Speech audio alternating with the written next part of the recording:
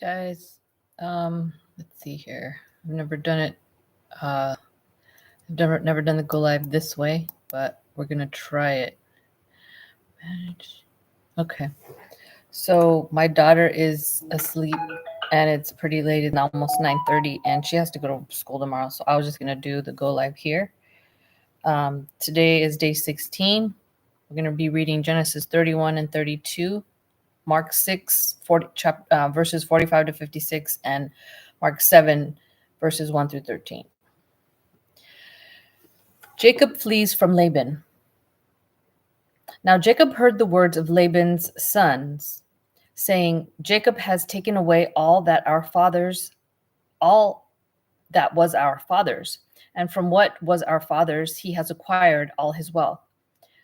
And Jacob saw the countenance of Laban, and indeed it was not favorable toward him as before. Then the Lord said to Jacob, return to the land of your fathers and to your family, and I will be with you. So Jacob sent and called Rachel and Leah to the field to his flock, and said to them, I see your father's countenance, that it is not favorable toward me as before. But the God of my father has been with me. And you know that with all my might I have served your father. Yet your father has deceived me and changed my wages 10 times, but God did not allow him to hurt me. If he said thus, the speckled shall be your wages, then all the flocks bore speckled. And if he said thus, the streaked shall be your wages, then all flocks bore streaked. So God has taken away the livestock of your father and given them to me. And it happened at that time when the flocks conceived that I lifted my eyes and saw a dream, and behold, the rams which leaped upon the flocks were streaked, speckled, and gray spotted. Then the angel of God spoke to me in a dream, saying, Jacob. And I said, Here I am. And he said, Lift your eyes now and see. All the rams which leap on flocks are streaked, speckled, and gray spotted. For I have seen all that Laban is doing to you. I am the God of Bethel, where you appointed the pillar and where you made a vow to me. Now arise, get out of this land and return to the land of your family.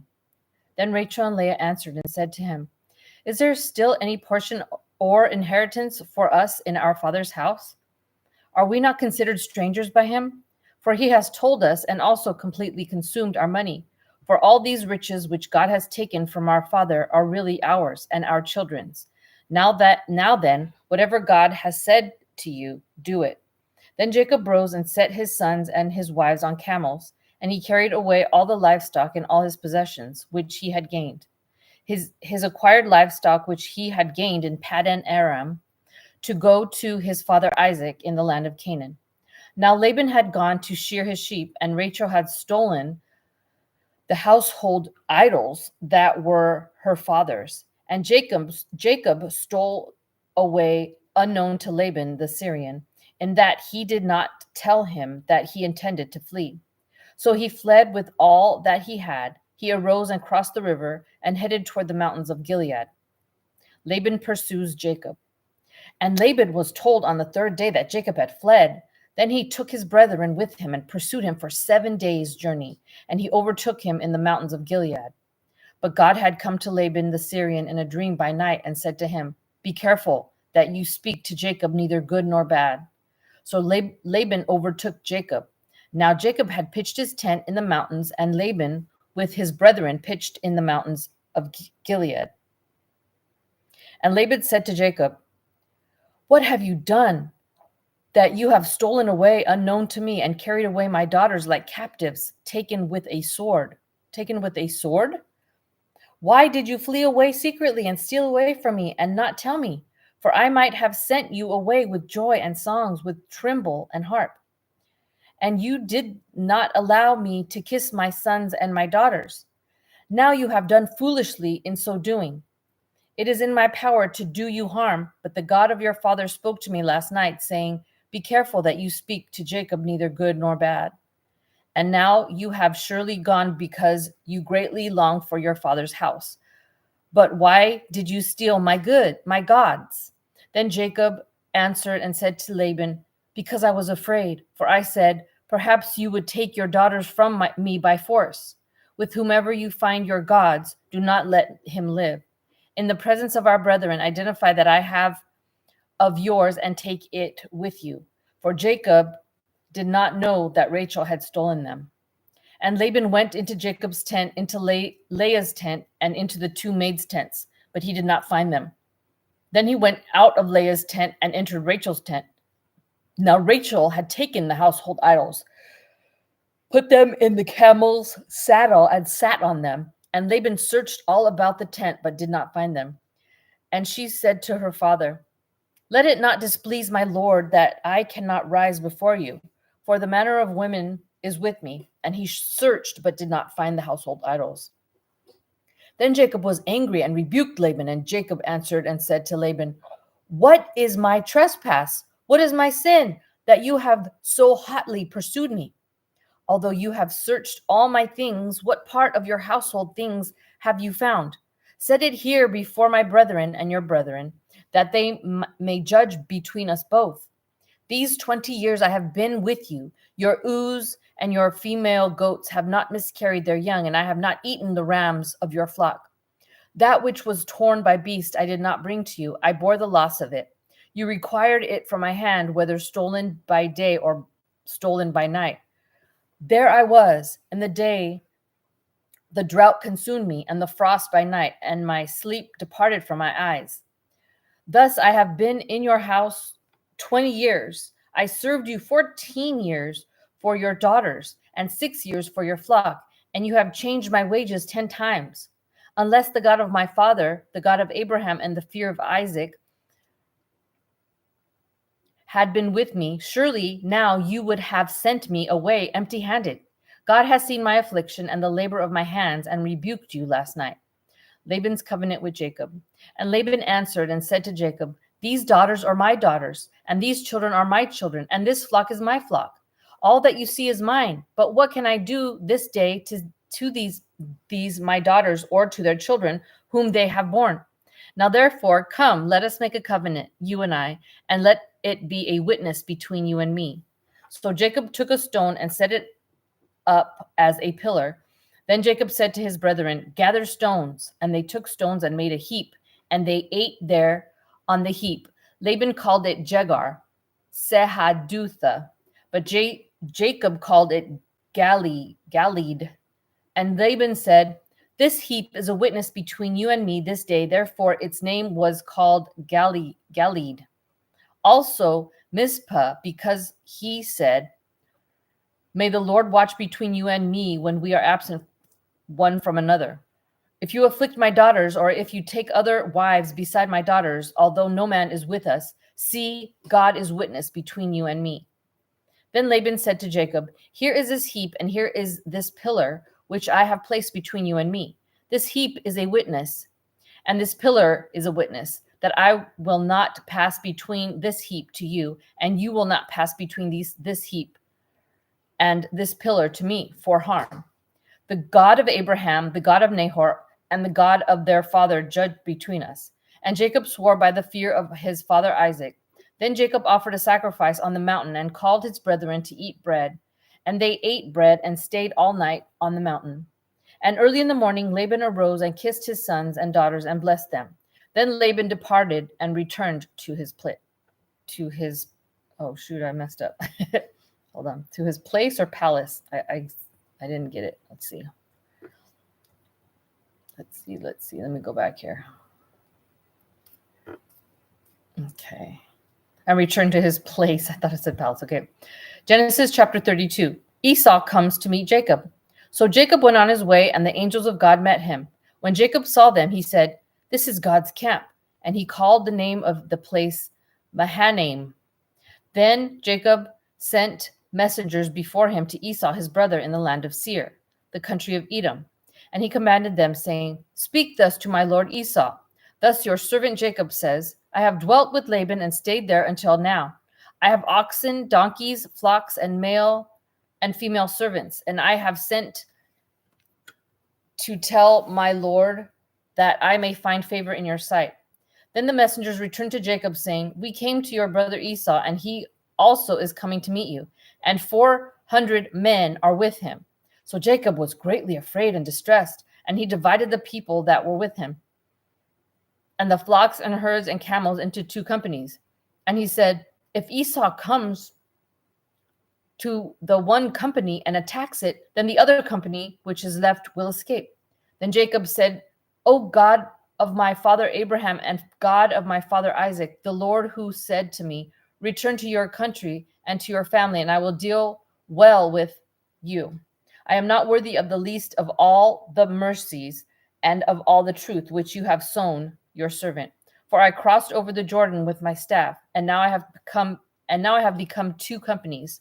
Deliver me, I pray, from the hand of my brother, from the hand of Esau, for I fear him, lest he come and attack me and the mother with the children. For you said, I will surely treat you well and make your descendants as the sand of the sea, which cannot be numbered for multitude. So he lodged there the same night and took what came to his hand as a present for Esau, his brother, 200 female goats and 20 male goats, 200 ewes and 20 rams, 30 milk camels with their colts, 40 cows and 10 bulls, 20 female donkeys and 10 foals.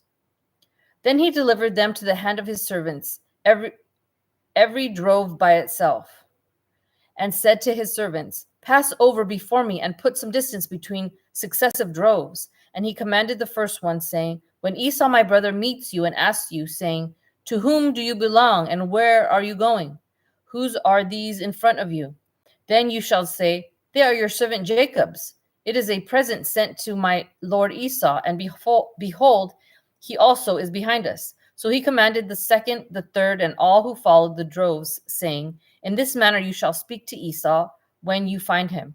And also say, behold, your servant Jacob is behind us. For he said, I will appease him with the present that goes before me, and afterward I will see his face. Perhaps he will accept me. So the present went on before him, but he himself lodged that night in the camp, wrestling with God. And he arose that night and took his 2 wives, his 2 female servants, and his 11 sons, and crossed over the ford of Jabbok. He took them, sent them over the brook, and sent over what he had. Then Jacob was left alone, and a man wrestled with him until the breaking of day. Now, when he saw that he did not prevail against him, he touched the socket of his hip, and the socket of Jacob's hip was out of joint as he wrestled with him. And he said, let me go, for the day breaks. But he said, I will not let you go unless you bless me. So he said to him, what is your name? He said, Jacob. And he said, your name shall no longer be called Jacob, but Israel, for you have struggled with God and with men and have prevailed. Then Jacob asked, saying, tell me your name, I pray. And he said, why is it that you ask about my name? And he blessed him there. So Jacob called the name of the place Peniel, for I have seen God face to face, and my life is preserved.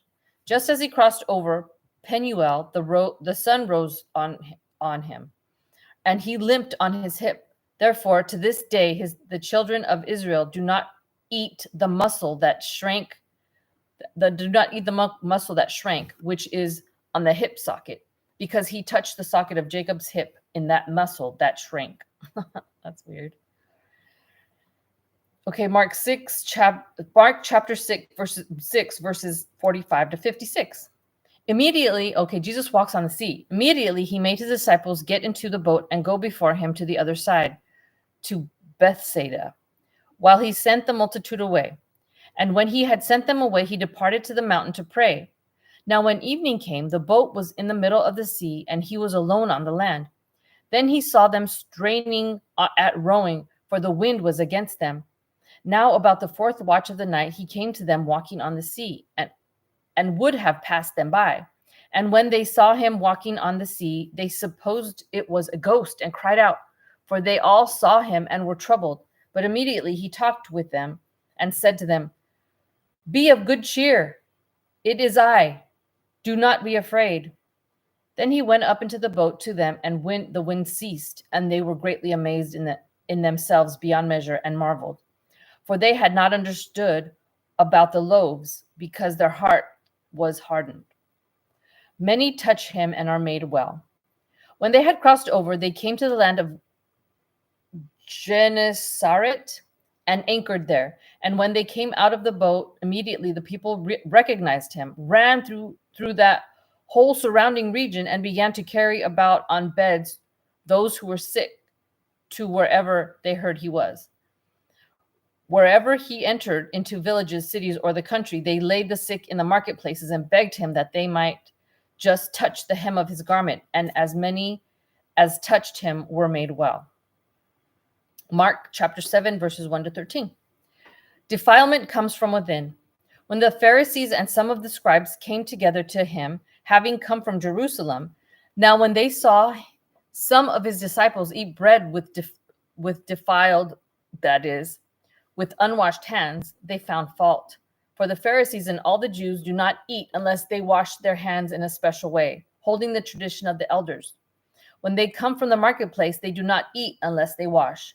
And there are many other things which they have received and hold, like the washing of cups, pitchers, copper vessels, and couches. Then the Pharisees and scribes asked him, "Why do your disciples not walk according to the tradition of the elders, but eat bread with unwashed hands?" He answered and said to them, "Well, did Isaiah prophesy of you hypocrites, as it is written, 'This people honors me with their lips, but their heart is far from me, and in vain they worship me, teaching as doctrines the commandments of men. For laying aside the commandment of God, you hold the tradition of men, the washing of pitchers and cups, and many other such things you do." He said to them, "All too well you reject the commandment of God, that you may keep your tradition. For Moses said, 'Honor your father and your mother,' and he who curses father or mother, let him be put to death. But you say, if a man says to his father or mother, 'Whatever profit you might have received from me is Corban,' that is, a gift to God, then you no longer let him do anything for his father or his mother, making the word of God of no effect through your tradition, which you have handed down, and many such things you do." And that's it, guys. That was day 16. Join us again tomorrow for day 17. Hopefully my daughter will be with me tomorrow. Bye.